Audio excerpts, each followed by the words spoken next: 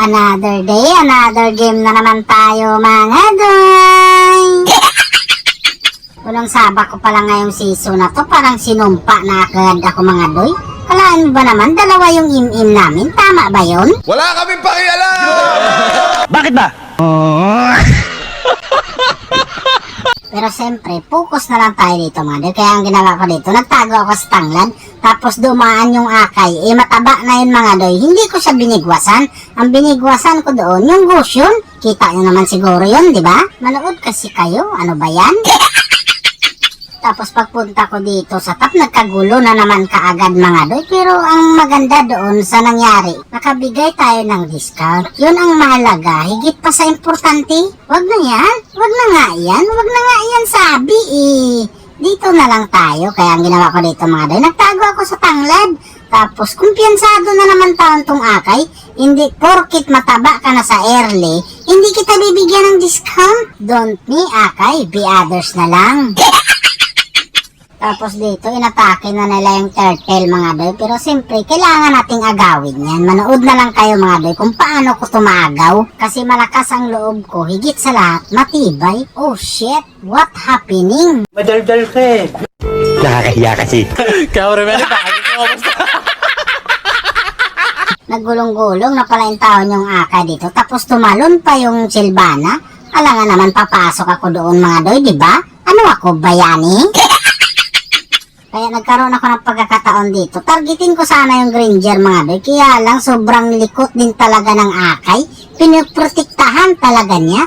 At dahil wala na si akay Granger, alam mo na. Dito inakyat ko na yung gold lane namin. Kasi paano ba naman nabaog ng taon siya dito kay Aldos? Paano nangyari yun?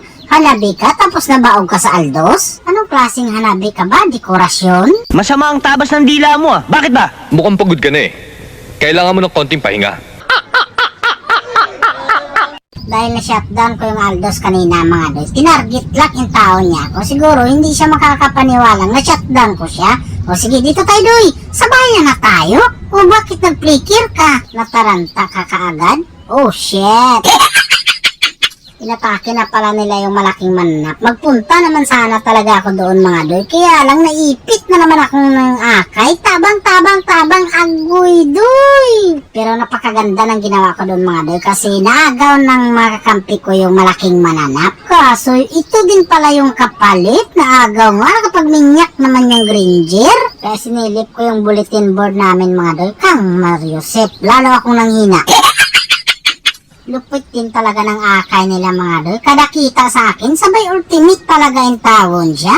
Pero siyempre, napaghandaan ko na naman yan mga doy. Kaya sa pagkakataon na yun, nasayang lang yung mga power nila. Sa English pa yun, effortless lang. Kaya dito, tamang depensa na lang talaga kami mga doy. Kasi andito na yung malaking mananap nila.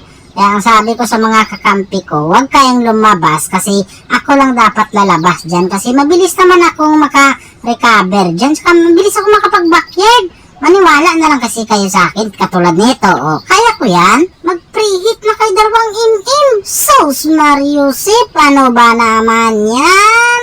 Naku po, nawala din pala in town sa mapa yung dalawang im-im namin mga doy. Tapos yung natira dito, yung Florin na lang talaga. Sige, magdipinsa ka dyan, Florin. Kaya mo yan. Agoy, doy. Kaya dito, narinig ko yung malaking defeat.